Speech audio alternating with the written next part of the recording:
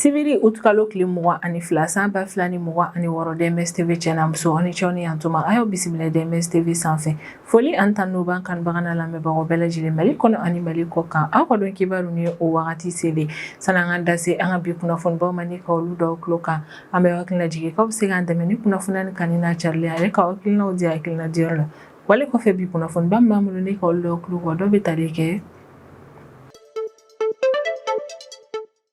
Miyara kɔnɔ ka Mali fintigilakaw ye an bɛ wagati min na fɔ ko bi olu cɛsiri bɛ opération kɛla Mali fantan a naani bɛɛ lajɛlen walasa min ye malidenw n'u bolafɛnw ka se ka olu ka lakana sabati o ko hukumu de la sanga ani wagati fintigilakaw yɛrɛ kɔni bɛ wuli ne ka taa banbaci wale maaw ɲini walasa ka maa ninnu si latunu ne ka bɔ an ka Mali jamana kɔnɔ na ka sanga ni o wale yɛrɛ kɔni ye alamisa tɛmɛnen août kalo tile 20 san 2026 min ka état major général des armées ale bɔ ni ka communiqué kɛ communiqué min kɔnɔna na a b'a lase maliden bɛɛ lajɛlen ma k'a yira k'a fɔ ko août kalo tile 10 sheki ale ni août kalo tile 19 san 2026 ko opération dugukolo ko hukumu na ko min yɛrɛ kɔni ka Mali fintigilakaw ye ko le opération caman kɛ ni ka ɲɛsin banbaci walejɛkulu maaw ka position caman yɛrɛ kɔni ma san ale ni Bajangara région yɛrɛ kɔni kɔnɔna na kan ka Mali fintigilakaw ye opération min kɛ ko opération ɲɛna kosɛbɛ ka daga opération ninnu kɔnɔna na banbaci wale maa caman fagara min kɔni banbaci wale maaw ka kɛlɛkɛminɛnw fo ka taa se u ka bolimafɛnw yɛrɛ kɔni ma ko tiɲɛni donna o caman fɛnɛ na an ka Mali fintigilakaw yɛrɛ kɔni fɛ ni région fila ninnu kɔnɔna na an ka lakanatigilamɔgɔw fana b'u seko n'o damayira kɛ malidenw n'u bolafɛnw ka lakana sabatili ko la jamana fantan a naani bɛɛ lajɛlen la o ko hukumu de la sanga ani wagati maa min yɛrɛ kɔni bɛ wuli ni ka opération kɛ walasa min yɛrɛ kɔni ye suyɛnnikɛla ale ni majuguw ye olu yɛrɛ kɔni ka degun kana na se malidenw ma o ko hukumu yɛrɛ de kɔnɔna a yɛrɛla k'a fɔ ko délinquance ale ni criminalité ko kɛlɛli ko hukumu na an ka Mali jamana kɔnɔ na ko don tɛmɛnenw na ko min yɛrɛ kɔni ye Bugasobugu commissariat de police cɛdenw ye k'olu kɔni ye opération caman kɛ nin quartier in kɔnɔ na ko opération yɛrɛ kɔni kuncɛra ni bolodali ye maa saba yɛrɛ kɔni ka ko bolodali ni maa saba nin yɛrɛ kɔni ka bisaba yɛ kɛ k'a fɔ ko maa saba nin yɛrɛ kɔni bɛ réseau dɔ kɔnɔna na réseau maa minnu ka baara yɛrɛ kɔni bɛnnen don moto suɲɛ yɛrɛ de kɔni ma an ka Mali jamana kɔnɔna na min wagati min na i n'a fɔ ko bi Ni OCC ni office central stupéfiant ni ne cakɛda an ka Mali jamana kɔnɔna na minnu ka baara bɛn don ɲɛnamafɛn dun ni kɛlɛli ma ni ka bɔ an ka Mali jamana kɔnɔna na sanga ani wagati o OCC cɛdenw b'u cɛsiri walasa min yɛrɛ kɔni ɲɛnamafɛnw kana na don Mali jamana kɔnɔna na cogoya si la kuma tɛ ko min yɛrɛ kɔni ye malidenw olu ka ɲɛnamafɛnw yɛrɛ kɔni ta jamana in kɔnɔna na o ko hukumu de la ko don tɛmɛnenw yɛrɛ kɔnɔna ko min yɛrɛ kɔni an ka Bamako rive gauche OCC cɛdenw yɛrɛ kɔni ko le opération dɔ yɛrɛ kɔni kɛ an ka Bamako kɔnɔna na opération kun cɛra ni bolodali ye maa naani yɛrɛ kɔni ka ko bolodali ni maa naani minnu yɛrɛ kɔni ka bisaba kɛ maa naani na k'a fɔ k'u ka baara bɛn don ɲɛnaminimafɛn tari ma an ka Mali jamana kɔnɔna na ko bolodali maa naani ka fɛnɛ yɛrɛ kɔni kɔfɛ min yɛrɛ kɔni OCC cɛdenw olu bolo da shisha ale ɲɛnaminimafɛn hakɛya dɔ yɛrɛ kɔni fɛnɛ kan maa kofɔlen nin yɛrɛ kɔni bolo I n'a fɔ bɛɛ lajɛlen b'a kalama cogo min yɛrɛ kɔni an ka Mali autorités ye olu kɔni kɛmɛ ni ka programme dɔ sigi sen kan programme min yɛrɛ kɔni an ka Mali jamana kɔnɔdenw bɛ tun ka yɛrɛ kɔni na k'olu bɛ fɛ k'a b'u ŋaniya la ni ka segin ka na jamana kɔnɔ na ka fɛɛrɛ latigɛ ni ka OMAN ka sigili yɛrɛ kɔni nɔgɔya kosɛbɛ ko hukumu de la ko alamisa tɛmɛnen août kalo tile 20 san 2026 ko min yɛrɛ kɔni an ka Mali tunkara kɛ 162 yɛrɛ kɔni n'a yirala k'a fɔ ko maa nin yɛrɛ kɔni tun bɛ tun la Algérie jamana yɛrɛ kɔni kɔnɔna na ko ni maa nin yɛrɛ de kɔni ye laɲini kɛ ni ka segin ka na Mali jamana kɔnɔ na ko hukumu de la don kofɔlen in na olu yɛrɛ kɔni kunbɛra an ka Bamako kɔnɔna na ko wa min yɛrɛ kɔni ye dɛmɛ ye o bɛna kɛ ni ka ɲɛsin maa nin yɛrɛ kɔni ma walasa u ka segin ni jamana kɔnɔna na ale n'u ka ɲɛnamaya tɔ jamana in kɔnɔna na ka se ka o ko bɛɛ lajɛlen yɛrɛ kɔni nɔgɔya u bolo Halisa min yɛrɛ kɔni an ka Mali autorités olu kɔni bɛ continuer u ka dɔgɔkun ɲɔgɔnyew yɛrɛ kɔni fɛ walasa min yɛrɛ kɔni an ka jamana tajimafɛn ko lahalaya ka se ka o dɔn o ko hukumu yɛrɛ de kɔni na alamisa tɛmɛnen août kalo tile 20 san 2026 min an ka Mali feere ni sanniko ministre ni o ye Musa Alassane Diallo ale kɔni ani an ka jamana opérateur pétrolier yɛrɛ kɔni ka ɲɔgɔn ye 31 na yɛrɛ kɔni ɲɛmɔgɔya an ka jamana kɔnɔna na ɲɔgɔn ye min yɛrɛ kɔni na jamana ka tajimafɛn ko bɛ lahalaya min na u y'u da se o ma ale ni fɛɛrɛ minnu kan ka latigɛ halisa walasa ka se ka basigi don jamana ka tajimafɛn ko yɛrɛ kɔnɔna ɲɔgɔn ye kɛla ninnu ka kumaw kɔnɔna na u kɔni da sira ni fɛnba ninnu de ma ni kunnafoniba de bɛ an bolo kɔrɔ bi an bɛna minnu walawala aw ye bi don kibaru kɔnɔna na Mianga Mali fintigilakaw an bɛ wagati min na i n'a fɔ ko bi olu kɔni cɛsirilen bɛ opération kɛli la Mali fantan a 4 bɛɛ lajɛlen la walasa ka se ka banbaci wale jɛkulu maaw si latunu ka bɔ an ka Mali jamana kɔnɔna na o ko hukumu de la sanga ani wagati min an ka Mali fintigilakaw olu kɔni bɛ wuli ne ka banbaci wale maaw ɲini k'u nana minɛ ale ni k'u bɔnɛ u ni na walasa min yɛrɛ kɔni ma kofɔlen olu ka degun yɛrɛ kɔni kana lase jamana kɔnɔdenw ma cogoya si la o hukumu yɛrɛ de kɔnɔna alamisa don utkalo tile 20 san 2026 min an ka état major général des armées ale bɔnni ka communiqué min kɔnɔna na a b'a lase maliden bɛɛ lajɛlen ma k'a fɔ k'an bɛ wagati min na i n'a fɔ ko bi k'ale samiya ka Mali fintigilakaw olu ka continuer u ka opération fɛ opération min na u bɛ jamana lakɔlɔsi wa u b'a lakana jamana fantan 4 bɛɛ lajɛlen na ko ka sanga ni an ka Mali fintigilakaw ka o baara nin yɛrɛ kɔni ko don tɛmɛnenw yɛrɛ kɔnɔna opération dugukolo ko hukumu yɛrɛ kɔnɔna utkalo tile 18 ale ni utkalo tile 19 san 2026 ko min an ka Mali fintigilakaw olu ye opération belebeleba fila yɛrɛ kɔni kɛ san ale ni Bajangara région kɔnɔna k'an ka Mali fintigilakaw ye ni opération min kɛ opération kɛra ne ka ɲɛsin banbaci wale jɛkulu maaw de ma wa opération nin kɛra opération ɲumanba ye ka d'a kan opération nin kɔnɔna min ka Mali fintigilakaw k'olu sera ka dimi juguba de don banbaci wale jɛkulu maaw la ni région fila nin kɔnɔna na état major général des armées ka kɔrɔfɔla ka nin communiqué in yɛrɛ kɔnɔna na ko tarata tɛmɛnen utkalo tile 18 san 2026 ko opération dugukolo ko hukumu kɔnɔna na min yɛrɛ kɔnɔ an ka Mali fintigilakaw k'u ye renseignement de sɔrɔ renseignement min labaara cogo ɲuman na ko renseignement yɛrɛ de kɔni labaaralen kɔfɛ min yɛrɛ kɔnɔ an ka Mali fintigilakaw olu nana jaabi ɲumanba sɔrɔ ko renseignement yɛrɛ kɔni labaarali yɛrɛ kɔni kɔfɛ min an ka Mali fintigilakaw yɛrɛ kɔni olu ka sanfɛ kɛlɛkɛminɛnw yɛrɛ kɔni wuli ka jamana lakɔlɔsili baaraw kɛ ko ka sanfɛ kɛlɛkɛminɛnw to jamana lakɔlɔsili baaraw la o kɔni taara bɔ banbaci wale jɛkulu maaw ka ɲɔgɔn ye yɔrɔ caman yɛrɛ kɔni kan kɔni yirala k'a fɔ k'an ka Mali fintigilakaw taara bɔ banbaci wale maaw ka ɲɔgɔn ye yɔrɔ minnu yɛrɛ kɔni kan ko ɲɔgɔn ye yɔrɔ in yɛrɛ kɔni na kɛlɛkɛminɛn caman yɛrɛ kɔni kun bɛ n'a yirala k'a fɔ ko kɛlɛkɛminɛn ninnu kun ye banbaci wale jɛkulu maaw de ta ye ko min yɛrɛ kɔni ye an ka Mali fintigilakaw ka sanfɛ kɛlɛkɛminɛw k'u kɔni sera ka banbaci wale maa ka ni yɔrɔ in yɛrɛ kɔni localiser san région sud ouest yan fanfɛla yɛrɛ de kɔni na ko sanfɛ kɛlɛkɛminɛw yɛrɛ kɔni bɔlen nin ko in yɛrɛ kɔni kan o kɔni ma girinni ka farapo kɛ min yɛrɛ kɔni an ka Mali fintigilakaw ka sanfɛ kɛlɛkɛminɛw olu kɔni mɛnna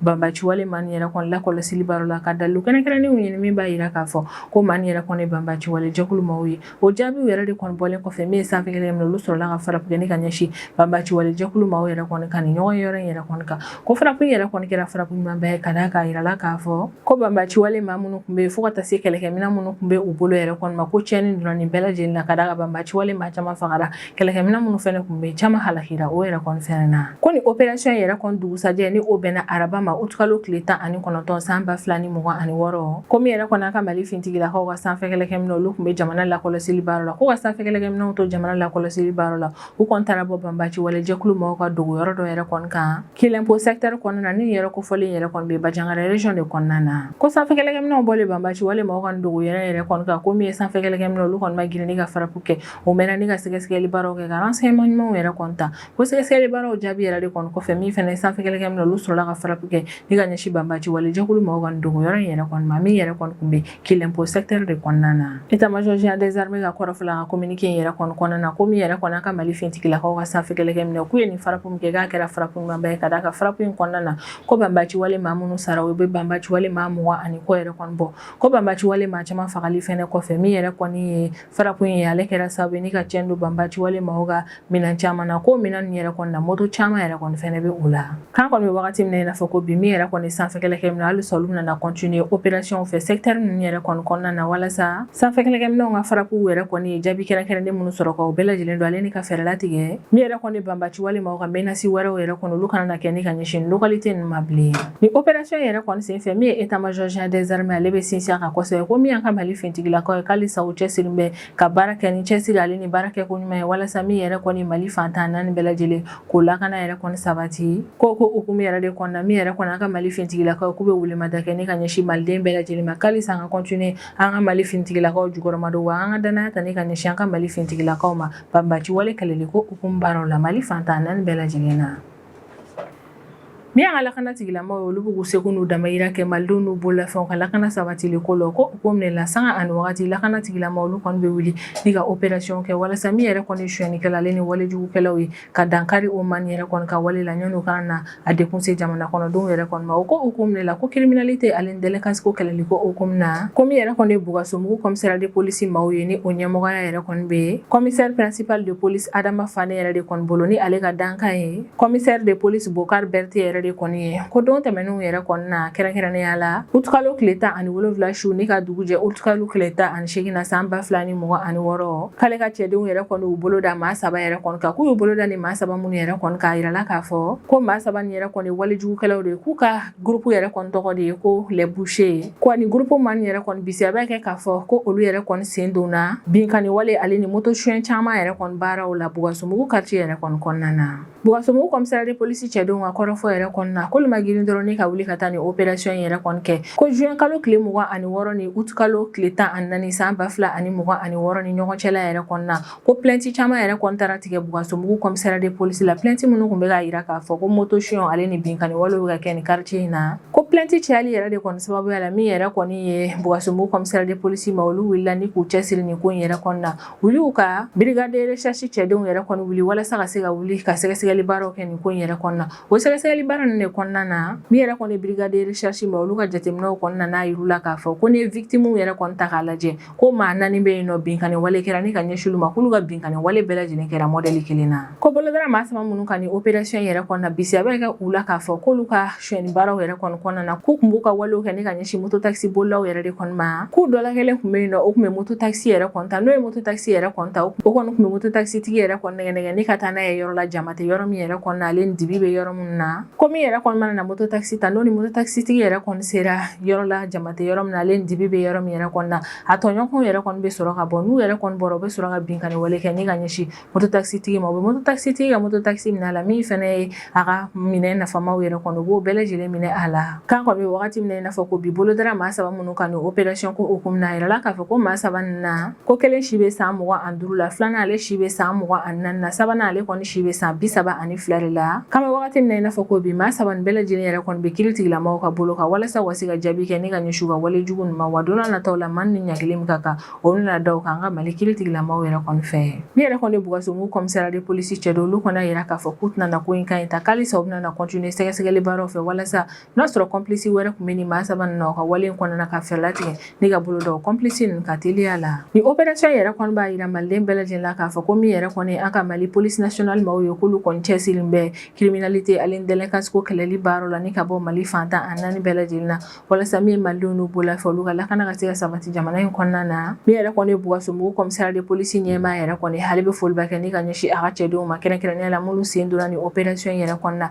a bɛ welemada kɛ ni ka ɲɛsin maliden bɛɛ lajɛlen ma kan ka hakili to an yɛrɛ la an ka jateminɛw caya ko a b'a laɲini maliden bɛɛ lajɛlen yɛrɛ kɔni fɛ halisa an ka continuer an ka collaboration tɛmɛ n'an ka lakana tigilamɔgɔw yɛrɛ kɔni ɲɔgɔn cɛ la kan ka lakana tigilamɔgɔw yɛrɛ kɔni ka nɛgɛjuru siraw labilalen don n'an bisigara maaw ma ka ko kɛta yɛrɛ kɔni an ka lakana tigilamɔgɔw wele ni k'o kunnafoniya dɔw tulo kan ko n'o yɛrɛ kɔni kɛra an bɛ lakana tigilamɔgɔw dɛmɛ jamana fantan 4 bɛɛ lajɛlen lakana sabatili yɛrɛ kɔni na sanga ani wagati min OCC ni office central de stupéfiants ni ne cakɛda an ka Mali jamana kɔnɔna minnu ka baara bɛn don ɲɛnaminimafɛn don ni kɛlɛli ma i n'a fɔ bɛɛ lajɛlen b'a kalama cogo min sanga ani wagati min yɛrɛ kɔnɔ OCC cɛ don halisa olu bɛ ka continuer fɛɛrɛ latigɛw yɛrɛ kɔnɔna walasa min ɲɛnaminimafɛnw ye olu kana don Mali jamana kɔnɔna cogoya si la o ko hukumu yɛrɛ de kɔnɔna ko kalo tile 15 tɛmɛnen san 2026 ko min yɛrɛ kɔni an ka Bamako Rive Gauche OCC cɛdenw yɛrɛ kɔni ye k'olu kɔni opération dɔ yɛrɛ kɔni kɛ ATT quartier la kɛrɛnkɛrɛnnenya la 1008 logement secteur yɛrɛ kɔni na ko Bamako Rive Gauche OCC cɛdenw yɛrɛ kɔni opération min yɛrɛ kɔni kɛ opération yɛrɛ kɔni kuncɛla ni bolodali ye maa 4 yɛrɛ kɔni kan ko bolodara maa 4 minnu ka bisabɛ kɛ olu la k'a fɔ k'u ka baara bɛn don ɲɛnaminimafɛn tali ma an ka Mali jamana kɔnɔna na kɛrɛnkɛrɛnnenya la ko min yɛrɛ kɔni ni maa ninnu ye k'u bɛ couche yɛrɛ kɔni min ni o ye ɲɛnaminimafɛn dɔ ye o wagati min maa ninnu yɛrɛ kɔni bɛ minɛ min yɛrɛ kɔni ye shisha baara kelen o fɛnɛ sɔrɔla u bolo min yɛrɛ kɔni ye commissaire de police Mariam Pɛna Jabate yɛrɛ kɔni ye ni ale de an ka Bamako Rive Gauche OCC ɲɛmaa yɛrɛ kɔni ye a yɛrɛla k'a fɔ ko nin don kofɔlen yɛrɛ kɔni na ale ka cɛdenw yɛrɛ de kɔni ye u bolo da ni maa 4 nin yɛrɛ kɔni kan k'u y'u bolo da maa 4 minnu yɛrɛ kɔni kan kelen bɛ yen nɔ a yɛrɛla k'a fɔ ko école yɛrɛ kɔni ko wa o sigiyɔrɔ bɛn bɛ Sirakɔrɔ quartier yɛrɛ de kɔni ma ko filanan o ye furakɛlikɛla o fɛnɛ sigiyɔrɔ bɛnnen yɛrɛ kɔni don Sirakɔrɔ quartier ma ko sabanan o ye école o sigiyɔrɔ yɛrɛ kɔni bɛnnen don ATT 1008 logement yɛrɛ kɔni ma min yɛrɛ kɔni naaninan ye ko ye technicien en dessin de bâtiment yɛrɛ kɔni wa ale sigiyɔrɔ yɛrɛ kɔni bɛn bɛ Falajɛ quartier yɛrɛ de kɔni ma ko nin don kofɔlen na min yɛrɛ kɔni ye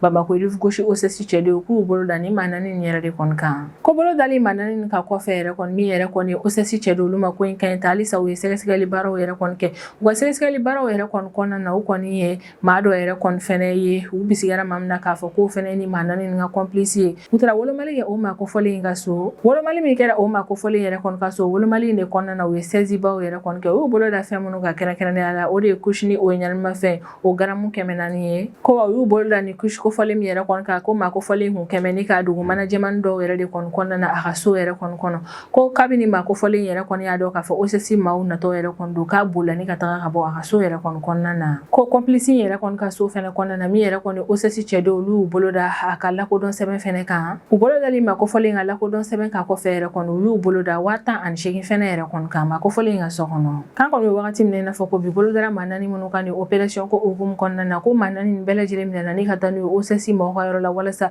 sɛgɛsɛgɛli baara tɔ bɛ se ka continuer ko wale yɛrɛ kɔni kɔfɛ maa min bɛna taa bila procureur yɛrɛ kɔni ɲɛma walasa u ni ɲagili min ka kan u ka se ka da u kan min OCC cɛ don u y'a yira k'a fɔ k'u bɛna continuer halisa maa min yɛrɛ kɔni bolila ni opération in kɔnɔna na ka fɛɛrɛ latigɛ ni ka bolo da ale kan walasa k'a fara a tɔɲɔgɔn kan cogo min maa ni ɲagili min ka kan u ka se ka da u kan don n'a nataw la jamana in kɔnɔna na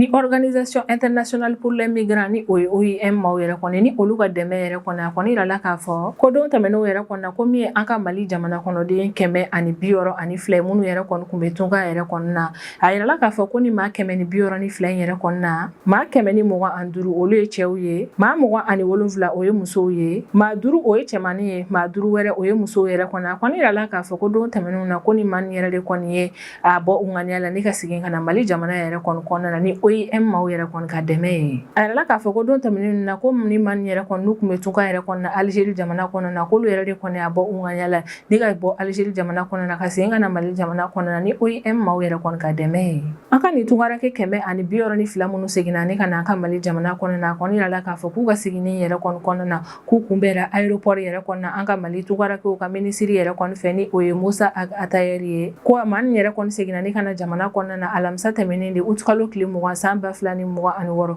k'u ka nali kɔnɔna na min yɛrɛ kɔni ye Musa Atayɛri ale kun bɛ aéroport la wa min yɛrɛ kɔni Organisation Internationale pour les Migrants maaw yɛrɛ kɔni ka représentant dɔw fɛnɛ yɛrɛ kɔni kun bɛ aéroport la walasa ka se ka taa an ka tungarakɛ yɛrɛ kɔni kunbɛ cogo ɲuman na kan ka nin jamana kɔnɔden 160 minnu seginna ni ka na an ka Mali jamana kɔnɔna na ko tile 3 kuntagala kɔnɔna na u kɔni na si Maison des Maliens de l'extérieur so yɛrɛ kɔni kɔnɔna na ko tile 3 in yɛrɛ kɔni kɔnɔna na dɛmɛ don na kɛ ni ka ɲɛsin maa ninnu ma degun minnu sera maa ninnu yɛrɛ kɔni ma u kɔnɔna na o degun ɲɛfɔ wa u bɛ lamɛn wa min yɛrɛ kɔni ye bilasiralikanw yɛrɛ kɔni o fɛnɛ bɛna di ni maa nin yɛrɛ kɔni ma walasa min yɛrɛ kɔni Mali jamana kɔnɔna na o seginni min filɛ nin ye yan nɔ ka se ka fɛɛrɛ latigɛ ni ka u ka réinsertion yɛrɛ kɔni nɔgɔya kosɛbɛ an ka nin tungarakɛ minnu seginna ka na an ka Mali jamana kɔnɔna na o caman kɔni y'a yira k'a fɔ ko Algérie jamana kɔnɔna na k'olu ye gɛlɛya caman lasɔrɔ o yɔrɔ in na u y'a yira k'a fɔ k'olu kun bɛ lahalaya gɛlɛn kɔnɔ ni jamana nin yɛrɛ kɔni kɔnɔna na wa kuma dɔw yɛrɛ kɔnɔ olu ka lahalayaw yɛrɛ kɔni kun ka gɛlɛn kosɛbɛ u y'a yira k'a fɔ ko kuma dɔw yɛrɛ kɔnɔ olu ni Algérie lakana tigilamaw bɛ kari ɲɔgɔn na ko kuma dɔw yɛrɛ kɔnɔ wulikajɔw bɛ kɛ ni ka ɲɛsin olu ma k'a yir'u la k'a fɔ k'u tɛ olu fɛ wa maaw bɛ ban olu la Algérie jamana kɔnɔna na ko kuma dɔw yɛrɛ kɔnɔ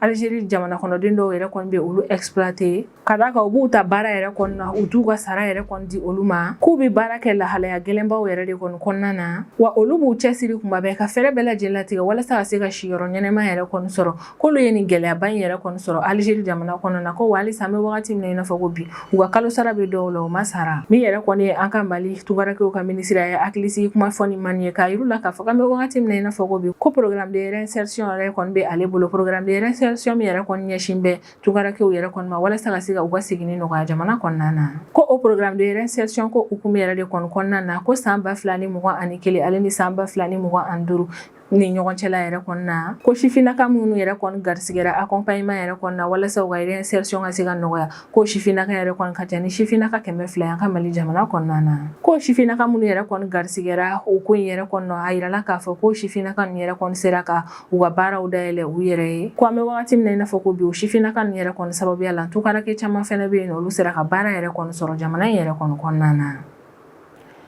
halisa min yɛrɛ kɔni ka Mali autorité olu cɛsirilen bɛ ka fɛɛrɛ latigɛ min yɛrɛ kɔni jamana ka tajimafɛn ko ye ka se ka o kow jateminɛ sanga ani wagati walasa tajimafɛn ko gɛlɛya kana na jamana in kɔnɔna na bilen o ko hukumu yɛrɛ de kɔnɔna alamisa tɛmɛnen août kalo tile 20 san 2026 min ye an ka Mali feere ni saniko ministre ni o ye Musa Alassane Diallo ye ale ye ani an ka jamana opérateur pétrolier yɛrɛ kɔni ka ɲɔgɔn ye 31 na yɛrɛ kɔni ɲɛmɔgɔya an ka jamana yɛrɛ kɔni kɔnɔna na ɲɔgɔn ye min yɛrɛ kɔni na feere ni saniko ministre ni opérateur pétrolier yɛrɛ kɔni bɛ dase jamana ka tajimafɛn ko lahalaya ma bɛ wagati min na i n'a fɔ ko bi ɲɔgɔn ye yɛrɛ kɔni kɔnɔna na donne minnu yɛrɛ kɔni yira la o kɔni y'a yira k'a fɔ k'an bɛ wagati min na i n'a fɔ ko bi ko jamana ka tajimafɛn ko lahalaya ka ɲi kosɛbɛ a yirala k'a fɔ ko utukalo tile 3 ka taa bila utukalo tile 9 na san 2026 ko camion citerne 710 de donna an ka Mali jamana kɔnɔna n'a yirala k'a fɔ ko camion citerne yɛrɛ kɔni bɛ bɛn tajimafɛn litiri 73 ale dɔɔni yɛrɛ de kɔni ma jamana in kɔnɔna na ko utukalo tile 10 ka taa bila utukalo tile 16 la san 2026 ko camion citerne 720 yɛrɛ de kɔni donna an ka Mali jamana kɔnɔna ni o bɛ bɛn tajimafɛn litiri 32 ale dɔɔni yɛrɛ de kɔni ma jamana in kɔnɔna na ko camion citerne convoi laban min donna an ka Mali jamana kɔnɔna a yirala k'a fɔ ko convoi yɛrɛ kɔnɔna ko camion citerne 230 yɛrɛ de kɔni kun bɛ yen nɔ